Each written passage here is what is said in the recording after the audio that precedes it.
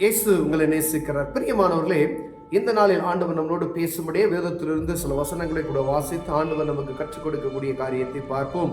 அது லூக்காவின் புஸ்தகம் 10வது அதிகாரம் 29, 30, 31, 32 அந்த வசனங்கள் இப்படியாக சொல்லப்படுகிறது. ஆண்டவராக இயேசு கிறிஸ்துவிடம் ஒரு மனிதன் கேட்கிறான். அவன் தன்னை நீதிமான் என்று காண்பிக்க மனதாய் இயேசுவை நோக்கி, எனக்கு பிறன் யார் என்றான்.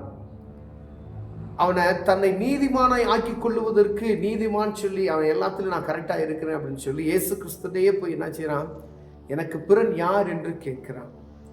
இயேசு அதற்கு ஒரு கதையை சொல்லுகிறதை நாம் பார்க்க முடிகிறது. பிரியமானவர்களே, இயேசு பிரதியுத்தரமாக ஒரு மனுஷன் எருசலேமிலிருந்து எரிகோவுக்கு போகையில் கள்ளர் கையில் அகப்பட்டான். ஒரு மனிதன் ஒரு ஊர்ல இருந்து இன்னொரு ஊருக்கு கடந்து செல்லும் போது திருடர்கள் கையில் அகப்பட்டுட்டான். அப்படி அகப்பட்டு அவன் வஸ்திரங்களை விரிந்து கொண்டு அவனை காயப்படுத்தி குற்றுயிராக விட்டு போயிட்டாங்க. அந்த மனிதனை அவன்கிட்ட இடத்துல எல்லா பொருட்களையும் பிடித்து கொண்டு அவனை அடித்து காயப்படுத்தி குற்றுயிராய் அவனை விட்டு அவன் ஓடி போயிட்டாங்க திருடர்கள். அப்பொழுது தற்செயலாய் ஒரு ஆசாரியன் அந்த வழியாய் வந்து அவனை கண்டு பக்கமாய் விலகி போனான். ஒரு ஆசாரியன் வருகிறான். அவன் வந்து அந்த மனிதனை, கீழே விழுந்து கிடக்கிற மனிதனை பார்க்கிறான். அவனை பார்த்துட்டு பார்க்காத மாதிரி கொஞ்சம் விலகி அப்படியே போயிடுறான்.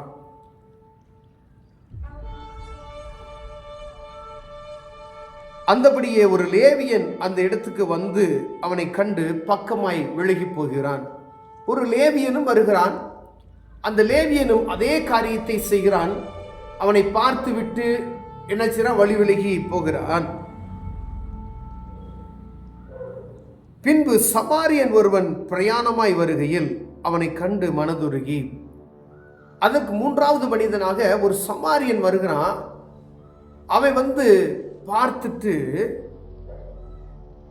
மனதுருகி, அவன் கீழே விழுந்து கிடக்கிறான், அடிபட்டு இருக்கிறான், காயமாகி இருக்கிறான் அப்படின்னு சொல்லி அவனுக்குள்ள ஒரு இரக்கம் உண்டாகிறதே அங்கே எழுதப்பட்டு இருக்கிறது. பிரியமானவர்களே, கிட்டே வந்து அவனுடைய காயங்களில் எண்ணெய் பூசி திராட்சை ரசம் வார்த்து காயம் கட்டி அவனை தன் சுய வாகனத்தில் ஏற்றி சத்திரத்துக்கு கொண்டு போய் அவனை பராமரித்தான். மறுநாளில் தான் புறப்படும் போது 2 பணத்தை எடுத்து சத்திரத்தன் கை கொடுத்து, நீ இவனை விசாரித்துக்கொள், அதிகமாக ஏதாவது இவனுக்கு செலவழித்தால் நான் திரும்பி வரும்போது அதை உனக்கு தருவேன் அப்படின்னு சொல்கிறான். இப்படி இருக்க கள்ளர் கையில் அகப்பட்டவனுக்கு இந்த 3 பேரில் எவன் பிறனாயிருந்தான் உனக்கு எப்படி தோன்றுகிறது? யார் நீதி செஞ்சானோ அவன் தான் அப்படின்னு சொல்லி அந்த மனிதன் சொல்கிறான். அப்போ ஆண்டவர் சொல்கிறாரு, நீ நீதிமான் கிடையாது அப்படின்னு சொல்லிட்டார். அவன் கேட்டவனுக்கு அது புரிஞ்சுக்கிச்சு. ஆனால் ஒரு லேவியன் வருகிறான், ஒரு ஆசாரியன் வருகிறான். ஆசாரியத்தினுடைய காரியம், ஆண்டவருக்குரிய காரியங்களை செய்யக்கூடிய ஒரு மனிதன் வருகிறான்.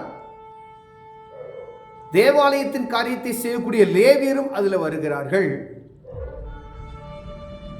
வேறு புரதேசத்தான சமாரியான், அடுத்த சமாரியருக்கு இவர்களுக்கு சம்பந்தம் இல்லாத மனிதர்கள், அவர்கள் வரும்பொழுது இங்க அவனை பார்த்து மனதுருகி, அவனுக்கு காயம் கட்டி எண்ணெய் பூசி அவனை என்ன செய்ய மனதுருகி அவனை என்ன செய்ய ஒரு சத்திரத்தில் கொண்டு போய் பராமரித்து, இவன் இப்போ அவனுக்கு பணத்தை கொடுத்து நீ செலவு பண்ணி இவனுக்கு பாதுகாத்து கொள்ளு, இவனுக்கு ஏதாவது நீ அதிகமாக செலவு பண்ணால் நான் அதை வரும்போது உனக்கு தரேன் அப்படின்னு சொல்லக்கூடிய ஒரு மனநிலைமையை குறித்து, ஒரு மனிதனை குறித்து ஆண்டவர் அவனுக்கு ஒரு விளக்கமான ஒரு காரியத்தை சொல்லுகிறதை பார்க்க முடிகிறது. பிரியமானவர்களே, நாம் ஆண்டவருடைய பிள்ளைகளாக இருக்கிறோம், ஊழியம் செய்கிறோம், கிறிஸ்தவர்கள் என்று நாம் பெருமை பாராட்டி கொண்டு இருக்கிறோம். ஆனால் ரோட்டில் விழுந்து கிடக்கக்கூடிய ஒரு மனிதனை பார்த்து என்னையும் சேர்த்து தான் சொல்லுகிறேன். ஒருவேளை மதுபானத்தில் விழுந்து கிடப்பாங்க பார்த்தீங்களா? இப்போ மதுபானத்தின் நிமித்தம் எங்கே பார்த்தாலும் எங்கேயாவது ஒரு மனுஷன் விழுந்து கிடக்கிறாங்க. அப்பா எவ்வளோ கஷ்டம், ரோட்டில் விழுந்து கிடப்பாங்க. எங்கள் பட்டணத்தில் பார்த்தீங்கன்னா ரொம்ப குளிரான டைமில், கொடைக்கானல் பட்டணத்தில் ரொம்ப குளிர், அந்த ஓரத்தில் பார்த்தீங்கன்னா விழுந்திருப்பாங்க. அது என்ன நிலைமையில் இருக்காங்கன்னு தெரியாது. ஒருவேளை பனி அழகும் மீது அடிச்சிச்சுன்னா என்ன செய்யணும், அப்படிப்பட்டதான சூழ்நிலை. மதுபானத்தின் வெறியில விழுந்து கிடக்கிறா அப்படின்றது நமக்கு தெரியும். திடீர்னு ஒரு பைக்கில் ஆக்சிடென்ட் ஆகிப்பட்டு கிடக்கிறான். ஆனால் யாரும் அதை பார்க்காதது போல காணப்பட. அநேகர் நல்ல குணம் உள்ளவர்கள் இருக்கிறாங்க. அவங்களை பார்த்த உடனே ஆம்புலன்ஸ் ஃபோன் பண்ணி அவங்களுக்கு ஏதாவது ஹெல்ப் பண்ணணும்னு சொல்கிற நல்ல மனிதர் இருக்கிறார்கள். ஆனால் அவங்க கிறிஸ்துவை ஏற்றுக்கொள்ளாத மனிதர்களும் இருக்கிறார்கள். ஆனால் வேதம் என்ன சொல்லுகிறது? நீ நீதிமான் என்று விரும்பினால், உனக்கு பிறன் என்று நீ நினைக்க விரும்பினால், நீ வானத்தையும் பூமியை உண்டாக்கின தெய்வத்தை நீ அறிந்திருந்தையானால் நீ என்ன செய்வ? பிறனுக்கு உதவி செய்கிறது உனக்கு மனப்பான்மை உண்டாகும் என்று சொல்லுகிறார் பிரியமானவர்களே. ஒருவேளை நமக்கு எத்தனை பேருக்கு இந்த மாதிரி மனப்பான்மை இருக்குது அப்படின்னு இப்போலாம் சின்ன சின்ன பிள்ளைய கூட என்ன செய்கிறாங்க, அந்த மாதிரி ஹெல்ப் பண்ணுன்ற மைண்டு இருக்கும். நிறைய இடத்துல பார்த்தீங்க அப்படின்னு சொன்னால், எங்கேயாவது ஒரு வயசானவங்க உட்காந்தாங்கன்னா பிள்ளைய நான் நிறைய இடத்துல பார்த்துருக்கேன், அவங்க காசு வாங்கிட்டு போய் அவங்கள போய் கொடுத்துட்டு வரக்கூடிய அந்த மாதிரி சூழ்நிலை பிள்ளைகளையே நம்ம வளர்க்கணும். நம்மக்கிட்ட இருக்கிறதுல நம்ம என்ன செய்ய ஹெல்ப் பண்ண முடியும்? ஒருவேளை உங்களுக்கு காரில் ஏற்றிட்டு போக முடியும், அந்த இடத்துல கூப்பிட்டு ஒரு 4 பேர் அவங்களுக்கு ஏதாவது உதவி செய்ய முடியுமா அப்படின்னு சொல்லி கேட்க முடியும் ஆண்டவர் விரும்புகிறார். அதாவது எனக்கு பிறன் யாருன்னா, நான் உதவி செய்யும் பொழுது தான் எனக்கு பிறன் அவன் தான்.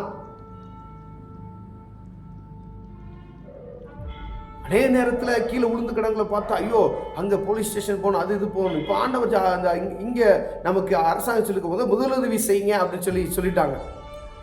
அது எத்தனை பேருக்கு தெரியும் அப்படின்னு தெரியாது.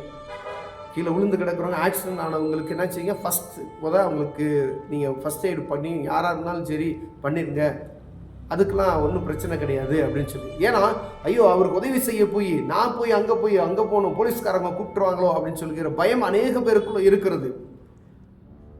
ஆனால் உதவி செய்யணும்னு சொல்லி அரசாங்கமே சொல்லிட்டாங்க. அதனால இனிமேல் அவர் மற்றவர்களுக்கு உங்களால் கூடு மட்டும் உதவி செய்வதற்கு கீழே விழுந்து கிடங்கன்னா தூக்கி விடுங்க.